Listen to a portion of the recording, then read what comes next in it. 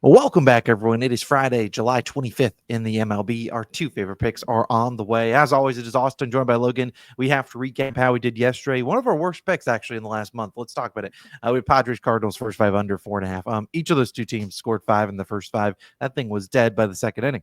I mean, I'd argue I'd rather lose like that than lose with no runs going to the fifth, and then you just get some garbage. But again, just a terrible read and no sweat loser. And of course, at the end of the video yesterday, Logan, we talked about that Tigers and Blue Jays one. And once that one soared under in the first five, you just knew we were probably going to choose the wrong one. And that's just how it be. But you know what? Let's bounce back today. We only got two picks. Let's try to get it done today. As always, we appreciate you guys for tuning in. I'll be back from vacation in a few days. And then maybe I'll start doing 2 or 3 pick cards, chasing for some maybe parlays and stuff like that. But for now, I just want to find one winner, my favorite play of the day, give it to you guys, and hopefully we can I can go 1-0, Logan can go 1-0, and then we keep the line moving until I'm back from vacation on Monday. But Logan, without further ado, we're going to lead off with your pick today. You have a full game total. Take it away. Yeah, my favorite pick today is going to be a full game under. Taking the Dodgers and Red Sox under 10, minus 115 odds on FanDuel is your best value there. Now, to start this series in Fenway, we're rooting for the pitching to be the dominant factor tonight. We don't want any runs in this game. And again, I think that total is set just a little bit too high. I mean, yes, it is two big name teams, big name offenses, a big game or a big series in Fenway, but sometimes it doesn't live up to the hype. And I could see that game one of this series starting just like that. Let's talk about these two pitchers. First, Brian Bayo starts for the Red Sox, 3.23 ERA and a 1.27 whip for Brian Bayo. Now, Bayo has started over double as many games at home, whereas ERA is a 3.2. I just thought that was interesting. I think he has 11 starts at home, 5 starts on the road. So it's like they're really comfortable pitching him in Fenway, and his ERA in Fenway is great with a pretty large sample size. So that's what we do want to see. And with runners in scoring position, Bayo is only allowing a 203 batting average with 2 outs and a runner in scoring position. That drops to a 176 batting average. That's the gotta have an out scenario. For an under to cash, you are going to run into base traffic and you are going to need the pitcher to escape jams.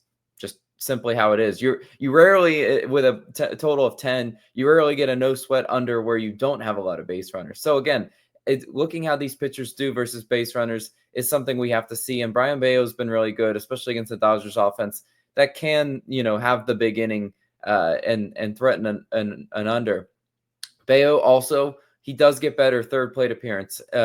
His batting average allowed drops to a 211 third time through. So I do like to see that too, how hitters are adjusting to Bayo. He still has the upper hand as the game goes on. Dodgers offense, they're only hitting 238 in their last 5 versus righties. That drops to a 221 in July. So if you look at them holistically in July, they haven't been that strong of an offense versus right-handed pitching. And I think Brian Bayo will have a solid start. And then on the other side, we need Emmett Sheehan to hold it down. He starts for the Dodgers, 4.41 ERA and a 1.35 whip for Sheehan. He's been a lot better on the road, only allowing a 208 ERA on the road versus a 5.25 ERA at home. Again, he doesn't pitch well at Dodger Stadium. Fine, whatever. But he's been pretty solid on the road. Again, not the biggest sample size for Sheehan, but we needed to see that he can start on the road and not get imploded. And that's what we need from this one. If he goes out and gives us 3 earned runs, maybe 4, I could live with 4 if he gives us length. But if he's in that range, we're going to stand a really good chance to cash this bet.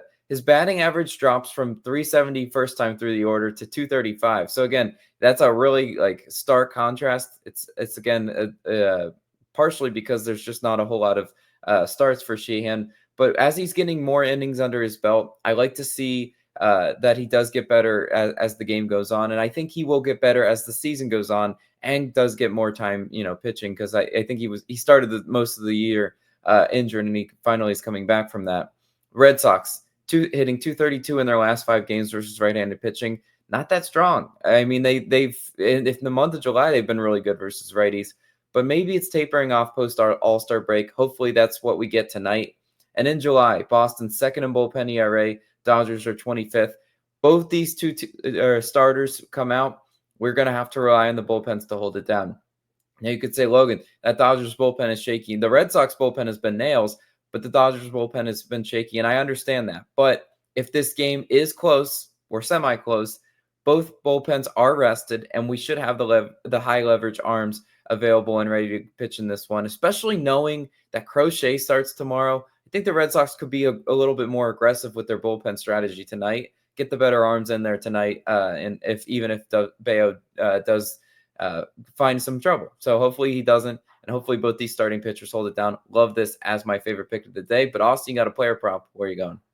Yeah, let's talk about my player prop. It's my favorite play by far. I looked at a juice reducer just because it is a little bit of a juice.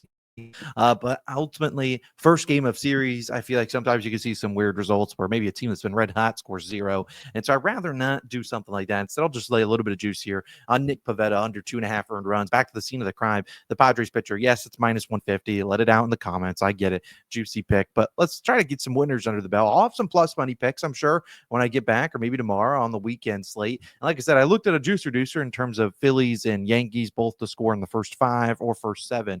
I don't mind that, but we've seen Will Warren put on some good shows every now and then. The Phillies are a lineup that sometimes can just randomly not show up, although Will Warren, I do think, gives up some runs tonight. I said I'd rather just trust Nick Pivetta. If I'm going to lose money, I want it on Nick Pivetta and not on anyone else's shoulders. But let's talk about Mr. Pivetta, who is going into this game against the Cardinals, where we just saw 100 runs yesterday. You can't tell me the juice balls were not out in St. Louis last night.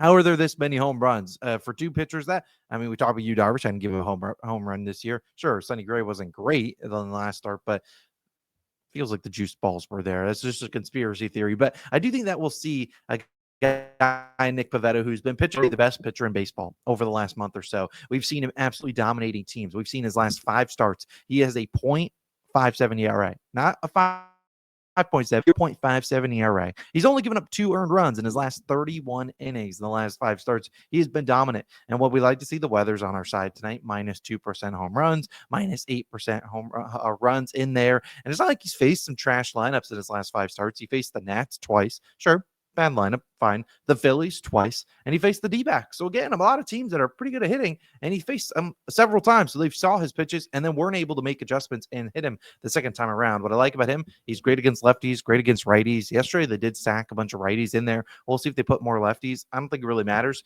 Lefties are only at 192, righties 213. So again, not a huge difference there. And I really think after coming off a game where they were just seeing beach balls yesterday, I think Pivetta can make them swing and miss, which he has a lot more of that than Yu Darvish has so far this season. And I think he can go out there and pitch pretty well, allowing just a 213 batting average with runners in scoring position, drops in the 160s when it's 2 outs. He's just been so good, and I think he can go out there and continue to pitch well tonight in a solid spot here against the Cardinals. If you look at the Cardinals, they have not in the month of July scored 3+ earned runs on back-to-back righty starters.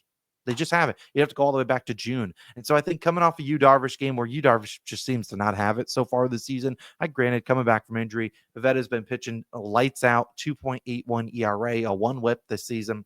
He's been dominant. I think he can go out there and pitch pretty well. I think he can hold the fort down to get us at least through 5 or 6 innings, under 2.5 earned runs. We know the Padres have a great bullpen, so maybe Pivetta runs into some trouble later in this game. Maybe they use their higher leverage bullpen arms, and maybe they're the guys that are able to get out of those jams in case like Pivetta gives up first and second, no outs, and we need some help from the bullpen. They're certainly capable of doing that. So again, favorite play of the day, a little juicy. Nick Pivetta under 2.5 earned runs, by far my favorite play of the day. I looked at some other props out there. I think Mackenzie Gore could have a bounce back start, but the Twins have been red hot against lefties. And then you look at we looked at that Cubs and White Sox game. I think there's some runs in that one, but we'll see. Adrian Hauser and Shota Imanaga, we'll see about that. But I don't mind maybe back to some runs there. But either way, we're just going the 2 plays. Pivetta under 2.5 earned runs, Dodgers and Red Sox under 10. I like these 2 plays. Let's go 2-0 like we did on Wednesday.